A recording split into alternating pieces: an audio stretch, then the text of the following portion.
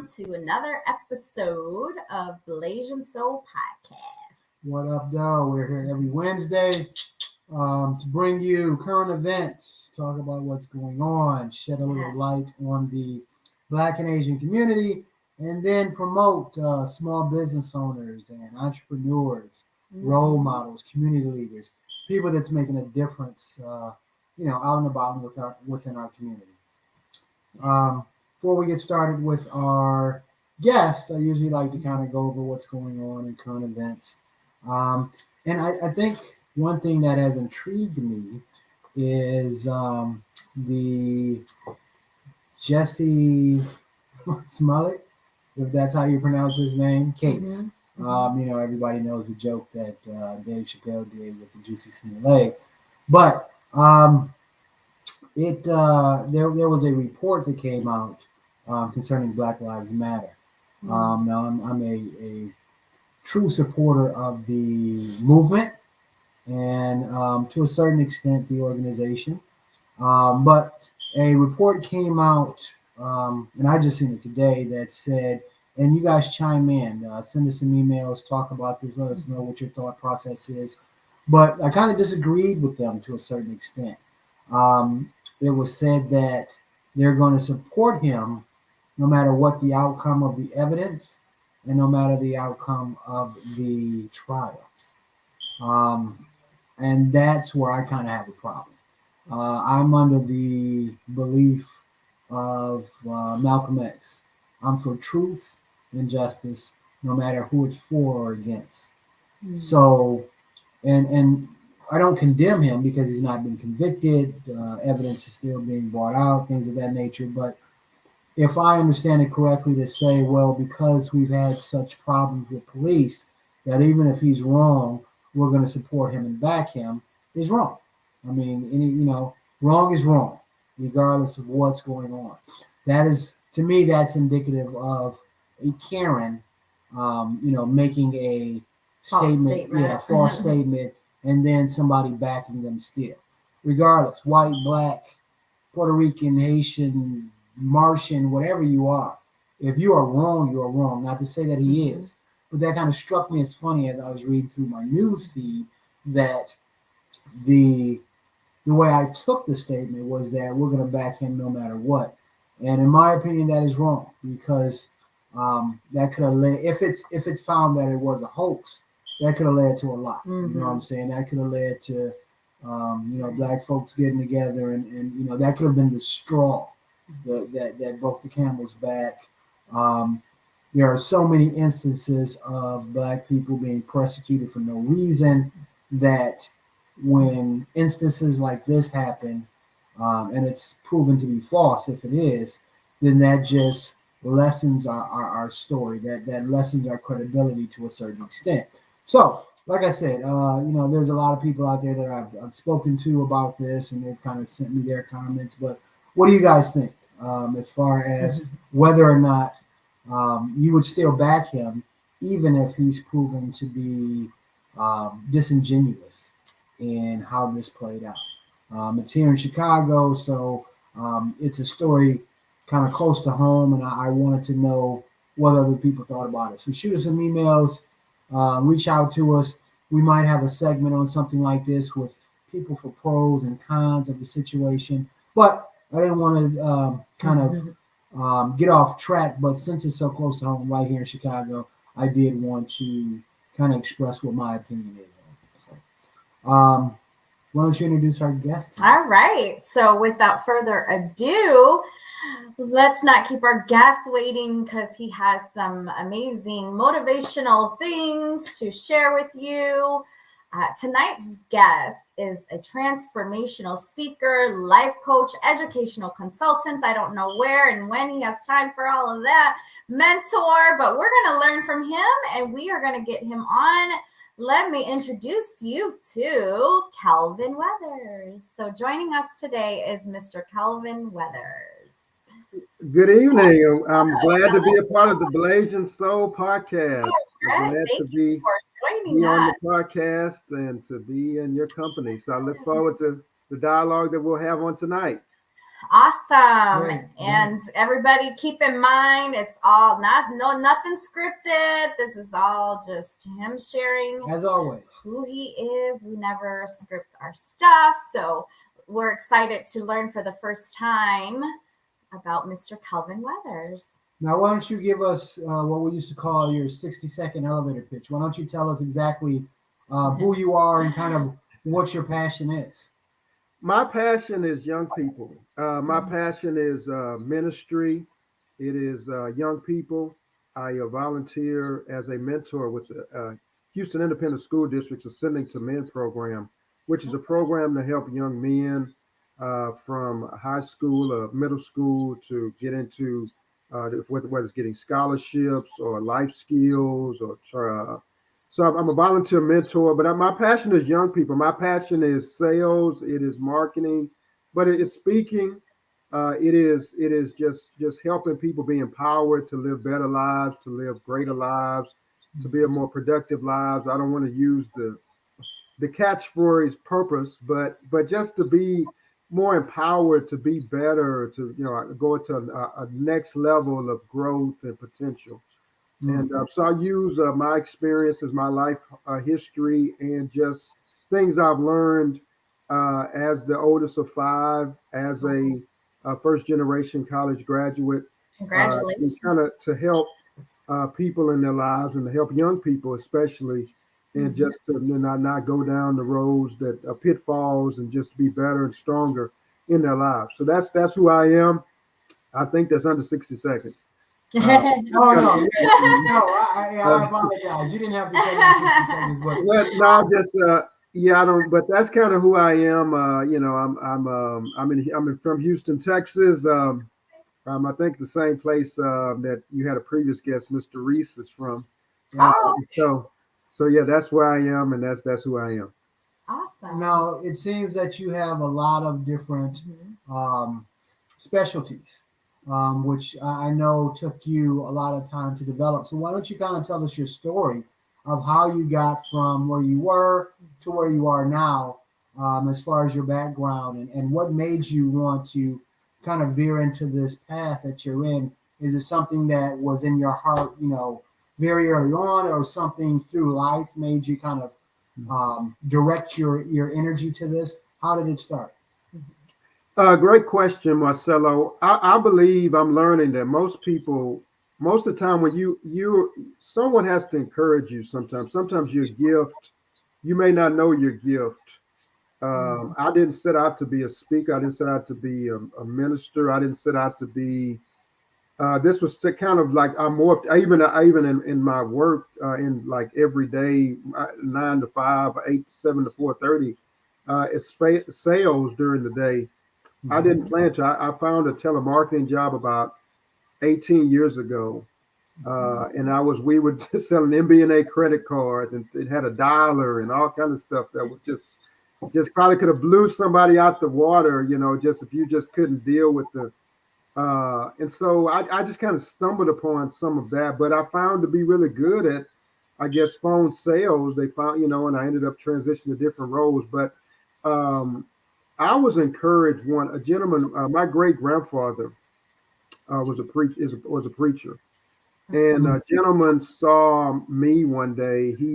The church that we went to, and I'm not making this a religious thing, but he kind of said to me, "I see what he did in you," and I was like, "Me?" I'm thinking, "What? How do you see me? I don't, And he kind of encouraged me to start, developing lessons and kind of putting things together, and then I've just kept doing it from that point. I wanted to be in the school system for the last few years as a mentor with HISD, and I was finally able to do that as of last year with the Ascending to Men program as a volunteer. And so kind of it was encouragement. I was kind of just encouraged by someone else. They saw potential in me that I really didn't see even in myself to the degree. Awesome. I didn't have people growing up saying, I did have, my mom, some people around me believed in me, but I didn't have people saying, "Hey, you're going to be a doctor. I see you being a lawyer. I see you being the president." But it was kind of like some people, though, like whether it was him or some others, they saw potential in me and led me down that path of speaking and ministry. And then now with the educational consultant, it's kind of been because of the last couple of years, I transitioned after when COVID. I saw some individuals who were talking about you get involved in education, you get involved with talking to young people, and then that's what I'm pursuing also now. So that's kind of my story. Just growing, I was kind of pushed and prodded by different individuals, and to see, the greatness that was in me that I didn't really see in myself. So are you born and raised in Houston? All your roots are all in Houston, or? I'm born and raised in Houston. I have been encouraged to leave, and my I'm a whisperer. Can always come to Chicago with the snow. Well, yeah. No. my brother-in-law, he went to he did some study before he went to Morehouse. After Morehouse, he was in Chicago for a little while. I've never been to Illinois, so maybe that's oh my goodness, something that to think about. But I've always been in Houston. Mostly, I matriculated for a few months after high school to Oklahoma, but I'm pretty much a Houston born and raised. Let's see. So the work that you do, it's pretty much in Houston, or do you travel a little bit, or is it basically mostly in the Texas area? It's virtual. Well, a lot of what the speaking is virtual. Like recently, we had a kickoff to kindness webinar, which I did for the Harmony SEL for Long Island University. It was a virtual. I have a couple of events that I've gone. I traveled to St. Louis for an event in May, and some couple of others, but mostly it's been virtual, and in a lot of different parts of the city. In Texas has been, primarily it's been local, but also when the given opportunity, I would travel, but also a lot of it's been mostly virtual, and some of it I can travel to do, but it's mostly been in Houston and Texas and in the Texas region. Now you sent us your book and a little bit about that. Why don't you share with us a little more about that? Well, I was thinking in my mind, wow, I need to have that book in my hand, and it's another. I was like, oh, but the book last year, Still I Thrive. It's a book. It's a collaborative anthology. 24 stories of resilience, pivoting and how to pivot and evolve in an unexpected crisis. And so the book has co-authors really. Who collaborated, a gentleman by the name of P.K. Kersey. He's the kind of the mastermind, if you want to use that word, a visionary. He was the gentleman who put the project together, but he found different individuals with different life stories and life experiences to come together to come up with this book, Still I Thrive. And so the stories are, whether it be on pushing through the test during COVID, there's a chapter that I have. Or insinuated superpowers, or how to do pivot with faith during the pandemic, or it's different stories on resilience, on recovery, on overcoming, and basically on how to just keep moving forward even after the pandemic. And then because a lot of people have changed and they've moved careers, and we have what's called the Great Resignation in the workplace, and so a lot of people have changed their trajectory of their careers and what they're doing, and so it kind of gives that idea of these stories in the book on that. I mean, it's a great read. I'm biased, but I think it's an awesome read. So that's what Still I Thrive is about. It's about resilience. It's about overcoming. It's about even in spite of rejection, keep moving forward. Sure. So without giving it away, what are some of the tips that you have? Because I know some of our audience could be feeling that, sense of, discouragement. What are some ways that, they can cope with it? Great question. Mainly, I would say, and based on, I'll give us a teaser of the book. In the book, I talk about how my work career changed in 2020. That I transitioned to an online, a work from home role, but it was based upon just your mindset, what you think about, what you allow to come in. They say garbage in, garbage out. Basically, it's about what you put into your, and even with rejection, because even in sales, what I've learned is that it's not always personal. Uh, Certain things you can't take personally. I'm even thinking now that even some of the people I talk to, when they tell me they're not interested, they don't want to do it. It's not personal, because I think some of them would tell anybody that. I mean, anybody they talk to, they would be. That's just so. So when I would say that for a person to overcome rejection, overcome adversity, that it's not always personal. Sometimes it's something different. Sometimes it's other factors involved, but that you still have a potential inside of you, still a greatness, or still a worth, that no matter what stones are thrown, no matter what challenges, no matter what pitfalls come your way, if you just keep on going, you're going to win. If you keep on going, now eventually you're going to win. You may lose sometimes, but you're still going to win eventually if you just keep on. If you just don't give up, then you're going to win. And so I would say that basically, what I would say is that keep to have the right mindset, to have the right, what you read, and what you who you associate with.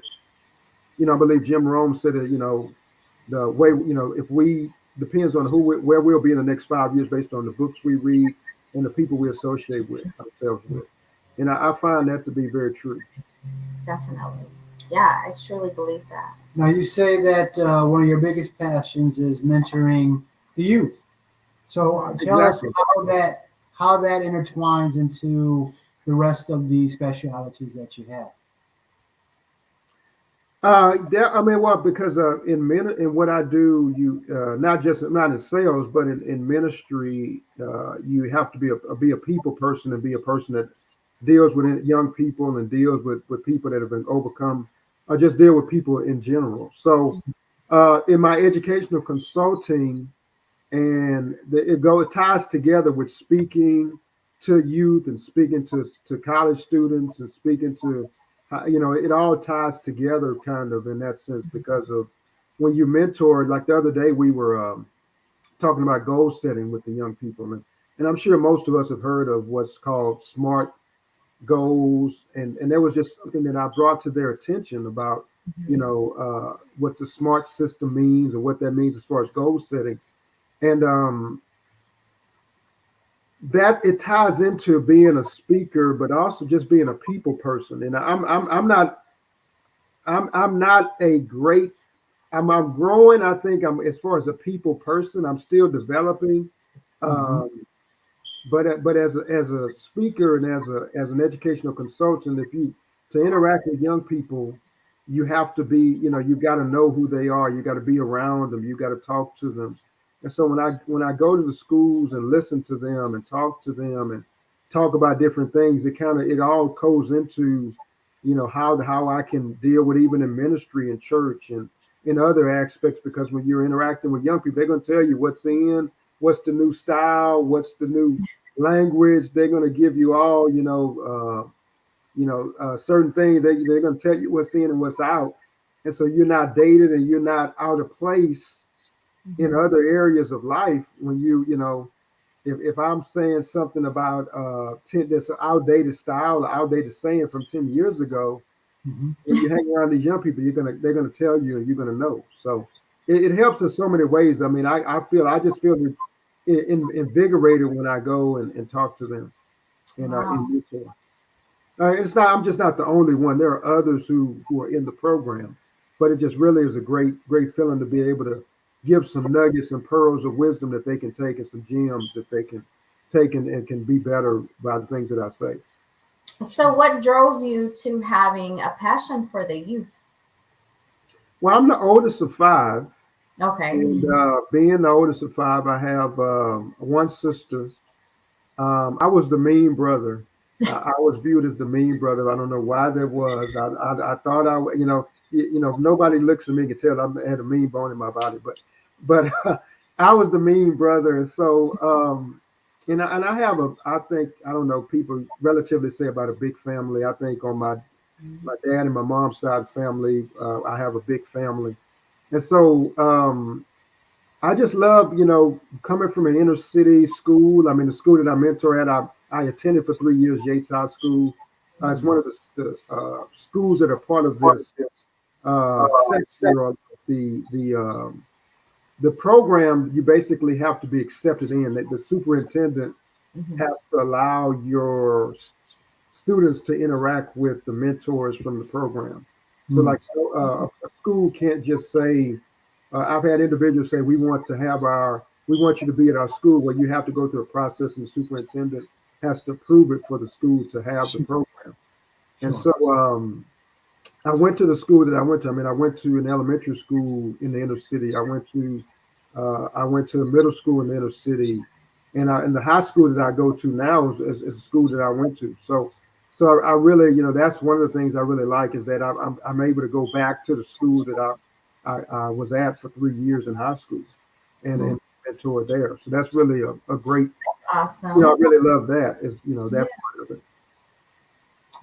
Okay. Now, because you deal with schools and you deal with the youth, I have to ask you, because of your expertise, the shooting in Michigan at Oxford High School, which was a tragic event. Yeah. But you deal with mentoring and you deal with talking with the youth. So what is your thought process, just with the information that we currently know?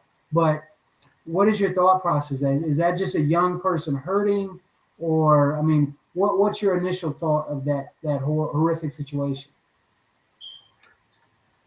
Well, we could be till forever on the. I think it's a deeper. I mean, a lot of young people are crying out for help. Right.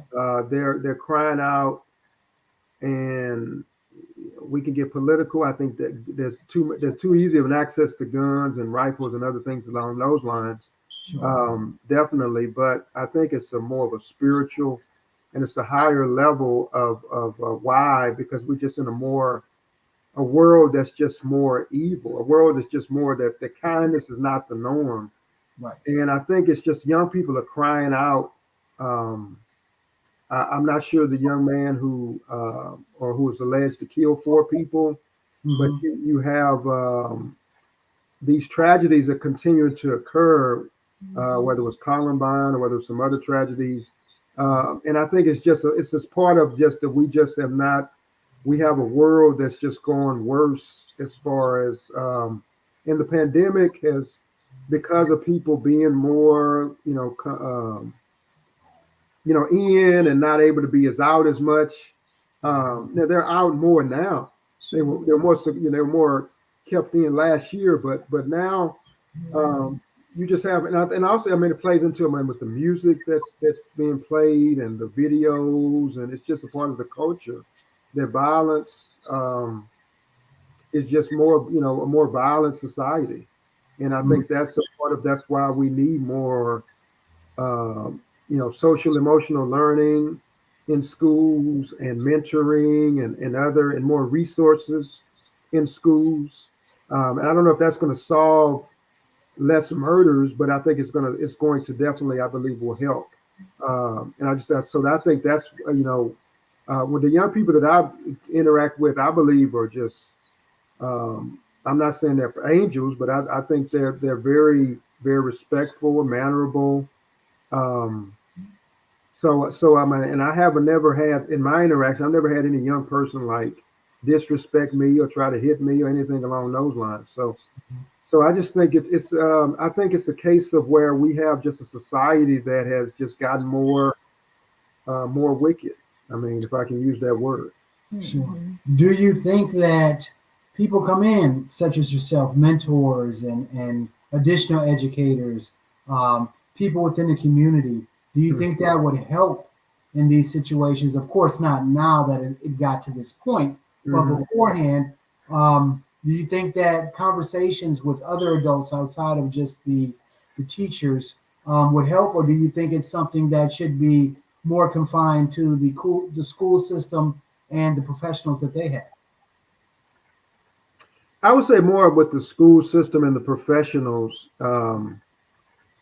You have this debate in the country about not with more with adults. With you alluded to Black Lives Matter in the beginning, and you have this debate about police funding and whether you can reallocate resources to mental health and from the police budget and from other areas and have more resources. I think. Not getting into that, but I think that more mental health resources, more resources should be put in place to help in these areas. And I mean, I don't know. I mean, I was looking at something the other day that was saying, I was on social media, was saying about we have metal detectors in the wrong schools.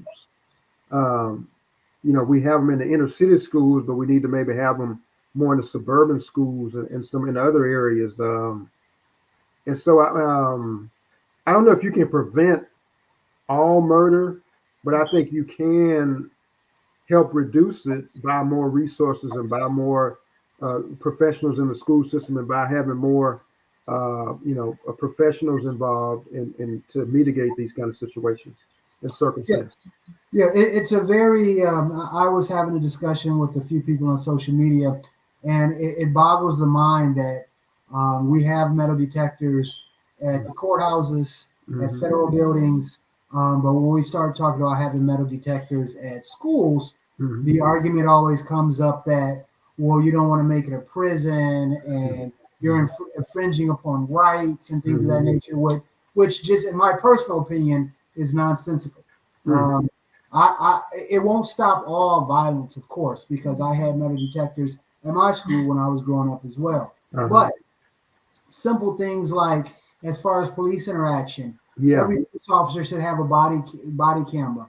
That's to protect the public as well as the police officer, to let everyone know what's going on. In that same fashion, it won't reduce the amount of violence. I mean, it won't stop the amount of violence in schools.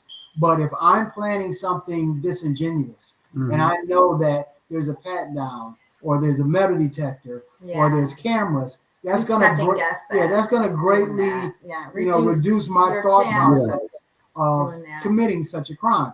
And that's just a deterrent. So and people say, well, where are we going to get the money from? It should never be about money. Life should always take precedence over a dollar amount. So I think it's something that that our country kind of has fallen off on, as far as human life is always more valuable than anything else in this world. We should do everything we can to try to save a life.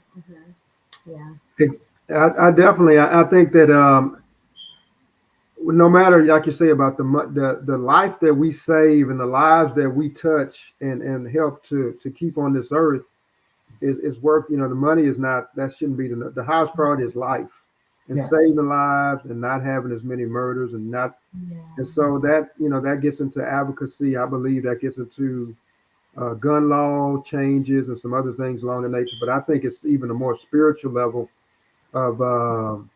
I think if you have more of a level of, I think even it comes to a more spiritual about God and other things, that if you, that's going to be what's needed to get, to change the heart of men, to change the way people think, and to that they want to take someone's life or just go into school and shoot up the school. I think that it's going to be that on that level, that every life is valuable and every life has meaning. If people have that concept and they respect and they value that, then they wouldn't want to kill just innocent people for no reason. I agree. I think the reason why they have taken a lot of the religion out of schools is because we have so many religions now. We have so many doctrines that people follow that, to a certain extent, they don't want to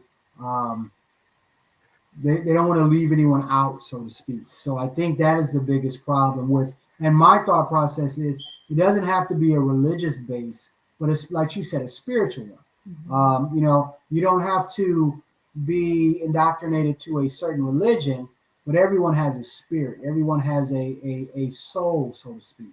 And in that regard, that is something that I think they could touch upon in schools, because you can't even say a prayer at schools now. So a lot has changed since I was young.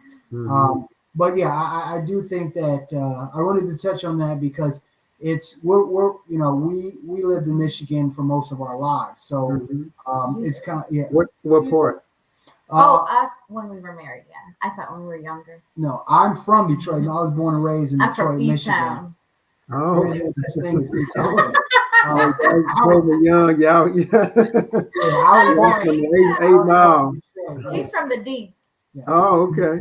Then I lived in Grand Rapids for about 10 or 13 years or so. But so tell me, if someone wanted to get your services, if someone wanted to bring you in as a speaker or as a life coach, or just come in and talk to the young people about what's going on and the help they may need, what would that process be like, and what would they be getting if they brought you in? Wow, the great question. Somebody might say that's the softball question of the night. You about the schools and all that. Now I get this softball. I always and it's funny you said softball, because I always tell my guests that I'm gonna throw one curveball at you. Okay. And that was it with the schooling. But we definitely we try our best to find role models and community leaders out there and promote them. So along with the other discussions that we've had, we definitely want to make sure that we tout what you're doing, how you're helping the community, and if someone needs that help, how they can get to you. Well, I appreciate the forum, and I appreciate the work you're doing to bring about positive change in the Black and Asian community, and highlighting role models. If they wanted to, what I should be saying is I have a website. They can go to the website. They can go to the Book Me place, and they can do that. I'm working on that, but they can reach out to me at email. They can find me on Facebook. They can find me on LinkedIn. They can email me at kelvinlw@hotmail.com. They can find me on LinkedIn, my name. They can find me on Facebook. I had an Instagram, but I think it was taken down for some reason. I can't even get on anymore. I haven't been able to get on for 2 weeks. I had an Instagram profile, but I'm gonna have to get a new one. But basically, they would be getting someone who's spoken for 18 years. They would get someone who's a sales expert, leadership. I believe I have leadership expertise. Being someone who's a minister, they're getting educational consultant. They're getting someone who's spoken for TRIO, which is a program, a set of programs which helps first generation students graduate. It's a success retention program. They would be getting someone who has a life coach, a speaker, a keynote speaker. They get somebody who has skills with people. They would get somebody who's able to relate to different people from different areas of life, who can deal with people who've dealt with loss, who've dealt with trauma, who've dealt with just overcoming, whatever it may be, that can help in different areas. So they'd be getting an expert. They'd be getting somebody that can really help their teams, help their school, help their young people to be better and to be stronger. So that's what they would be getting. And they'd be getting somebody who needs to have a website by 2022, which I will. Hey, we're a marketing company. Hey, I knew she was reach out to us. I knew she was going to say that. We're an online marketing company.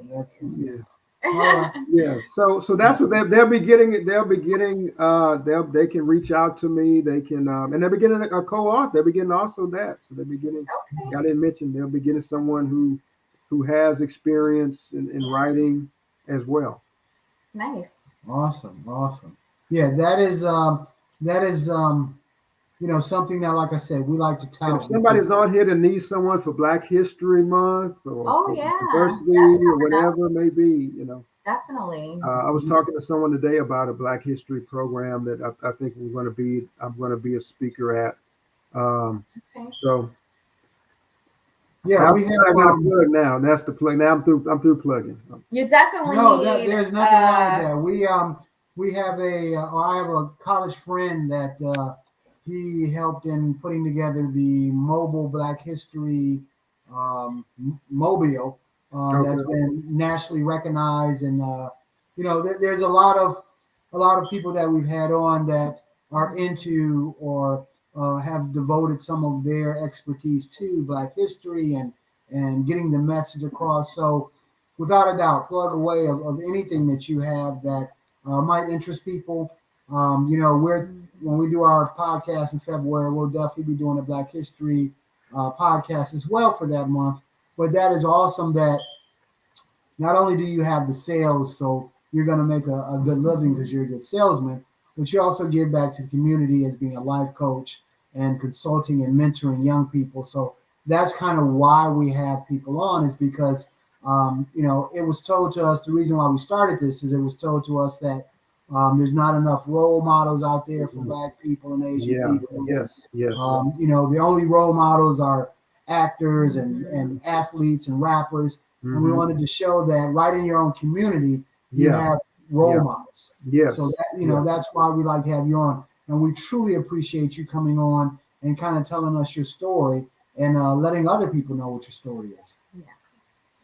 Yeah. I mean, I appreciate this is the first podcast of its kind, in my view, that from the perspective that you bring to Black and Asian perspective and highlighting role models. It's the first of, I don't know if it's the first of its kind, but the first that I know of that is highlighting this. And so I appreciate the work that you're doing and the positivity that you're bringing out there and highlighting, and that's always needed and always.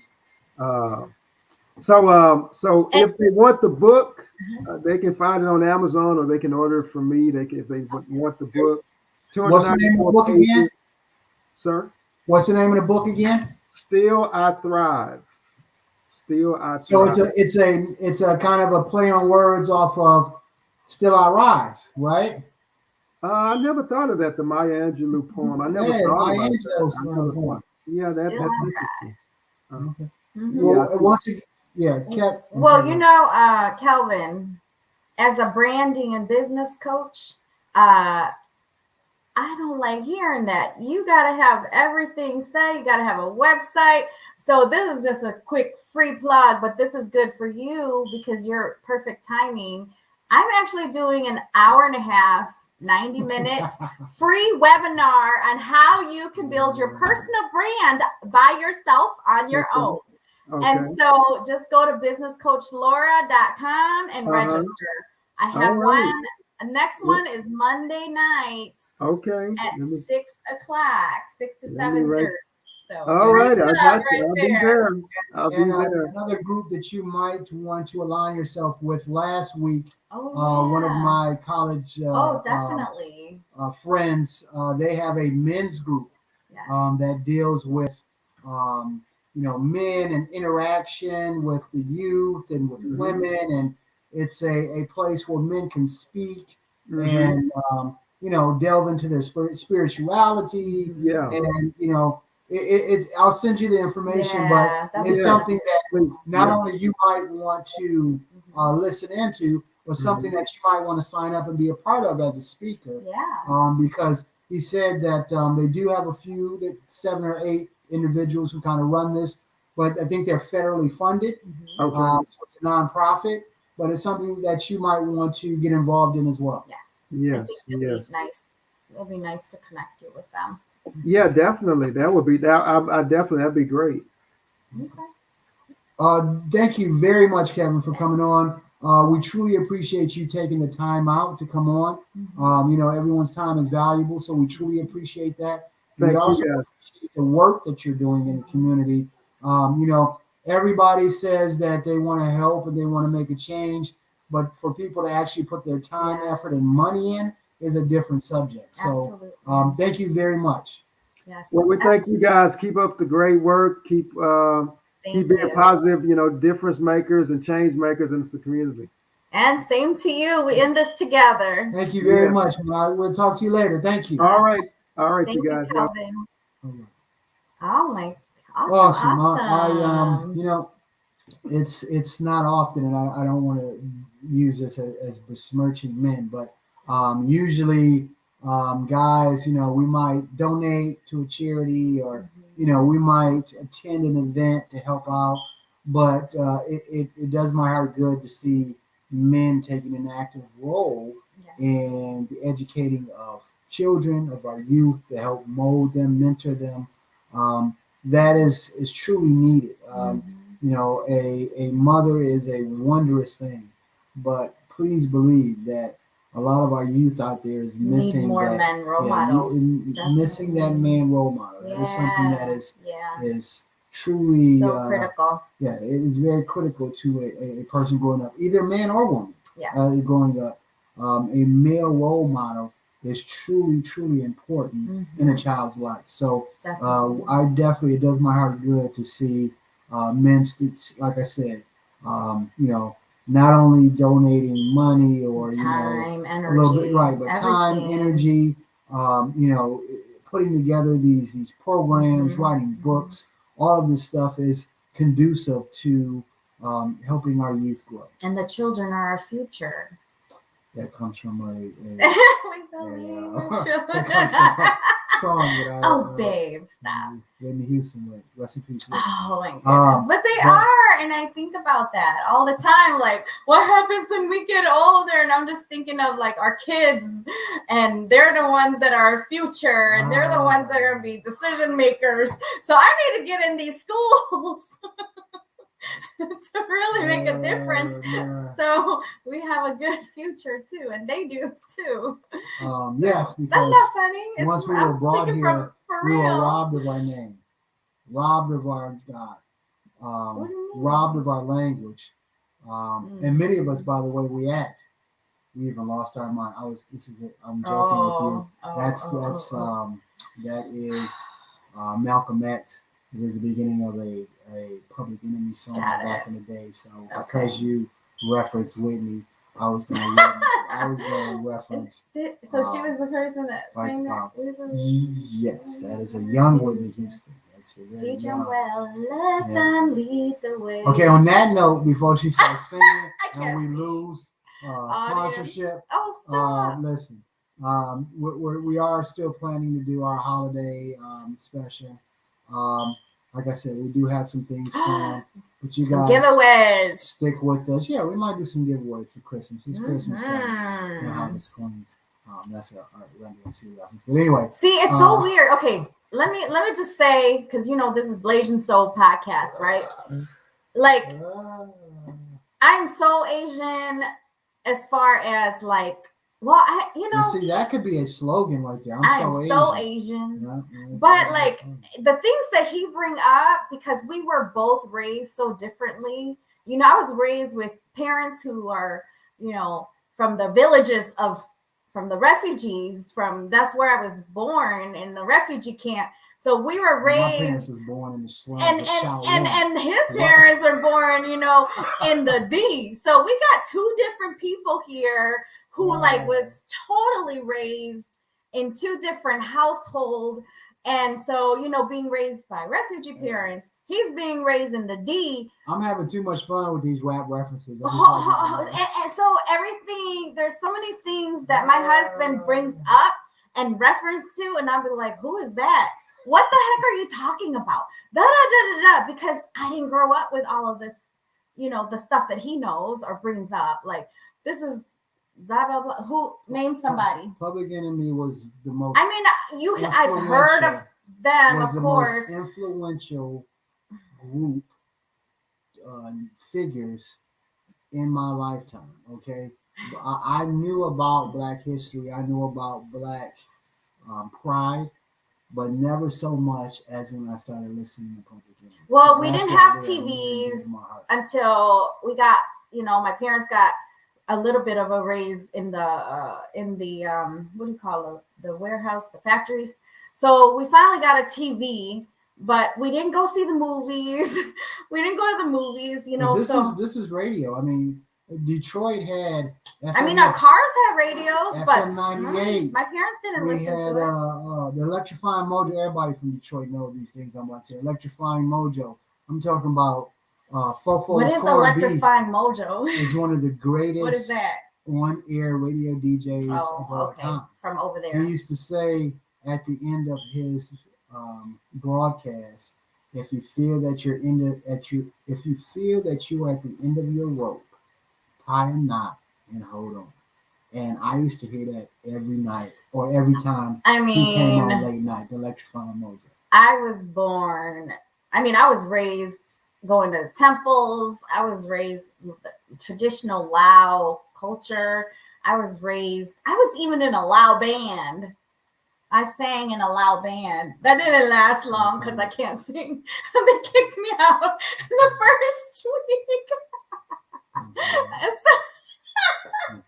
I was in a Lao band, and Story from Detroit. Everybody who is from Detroit has eaten at Stanley's. Mm-hmm. Stanley's was a very, very prominent Chinese food restaurant. Mm-hmm. Stanley's was shut down just recently. It's been a little while, but they shut down because the health department found out that they were selling meat that was not chicken, it was cats. Everybody in the D know this, so everybody in the D, y'all ate cat. I used to eat Stanley's. Back then, we were doing things that we weren't supposed to do, so we had money that was discriminatory money. So we used to go out and eat at Stanley's. We used to eat at Stanley's. So Stanley's, Mr. Fofo's, Mr. Allen's. Trying to think of other things, but anyway, y'all get the point. Detroit was an experience, without a doubt. Made me who I am. Made a lot of the guys that I know who they are, even that side of the state, the Flint. Well, speaking of back to what you were saying about like the high schools, I went to Elgin High School, and I went. Hey. What? E-Town. So I went to Elgin High School, but I also, when I ran away, living in Kansas City, I also went to a school in the inner cities of Kansas City. Now, we had metal detectors at the Kansas City school. Okay? We had metal detectors in the. We did not have metal detectors at Elgin High. However, it was so many gangs activities and gang fights and stuff at Elgin High. There was fights at the inner city schools, but maybe because they didn't have the metal detectors at Elgin High. But I remember one time it was a whole big old gang fight at Elgin High. It was like two different groups. It was about 20 of them. One kid got stabbed. I was right there. One kid got stabbed right in the throat. And yeah, it was like crazy. And that could be because they didn't have the metal detectors. Well, a kid got shot at Murray Wright when I went to Murray Wright. So, it is what it, and it's kind of the same thing. Cats was messing with him, kind of bullying him. Whatever happened. I don't remember exactly the specifics of it. I just remember they closed down. We had to go home. But Kansas City is another place. Kansas City is real. Don't look at TV and go like, oh yeah, it's Kansas. No, the inner city, Kansas City. For real. That is where I lived, right in the middle of the hood, where they were dealing drugs up and down the street. But anyways, I digress. Look, yes, we're gonna get out of here. Hey, you guys, come check us out next week. We'll let you know through ad placement and us talking if we are going to do the Christmas or holiday special next week or the following week. I probably want to do it next week. No, because when we get closer to Christmas, everybody moving around. So everybody taking trips. So we might take vacation the 2 weeks? Nah, we don't. We're here for the people. The people. Yeah, what I'm saying is that our peeps. The audience as well as our guests, the closer we get to Christmas, the less they'll have Well, we have to announce it ahead of time what we're going to give away and for what. Right, but remember we were closer to Thanksgiving. Everybody was like, "Oh man, we're running here, we're running there." So it won't be the week of Christmas because everybody is moving. So that's why I said it'll probably be next week. But anyway, we'll keep you guys tuned in. Well, because Christmas and New Year's on a Saturday this year. Be honest with them. People gonna be moving around. Who's available during 2 days before Christmas, 2 days after Christmas? I know. They're traveling, vacationing with their kids. I know. So, like I said, you guys stay tuned for when we do it, but it should be a lot of fun. Other than that, as we always say, people, it's it's insane out there. It's crazy. It is so crazy. Keep your positivity, keep your mind straight. The most important thing is protect your mind, because there's been times I wanted to lose my mind too, because it's all. I hear her right now. Right? Hey, no. I hear her. So if something happened to me, I wind up missing. She just admitted that sometimes she lose her mind. So no, I don't. It's just for a quick second. Those who know me. That quick second is when you could be burying me in the backyard. No. Hey. It doesn't take a second to do that. Watch out for Solo. Watch out for Solo. If you see her with a lot of lime and a shovel. It is the winter time, babe. See? You know what I'm saying? Matter of fact, I'm back away from you. Leave me alone. No, but for real though, everybody is crazy out there. Yes. But number one, we're all human beings. So if you see somebody that needs help, try to help your fellow man.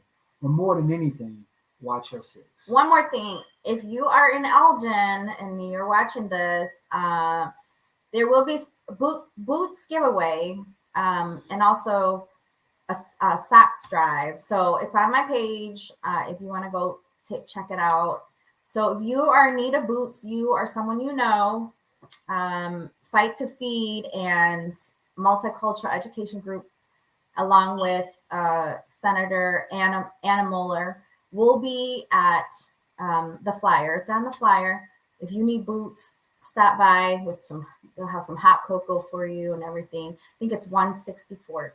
Anyways, I don't want to give you the wrong address. Just check out the flyer on my page. All right, guys, have a good rest of your evening. We will see you next Wednesday. Of course, same time, same place. Elvis was a hero to most, but he never met. I know the rest. What? I don't even know that. What song is that? See, you know what I mean? Like Fight the Power. He just brings up stuff that I just look at him like. I'm a hip hop historian. All right, I'll let y'all. Everybody be cool, be safe. Watch your six. We'll Bye. Thank you for all your support. We love you. Bye. Deuces. Lock on.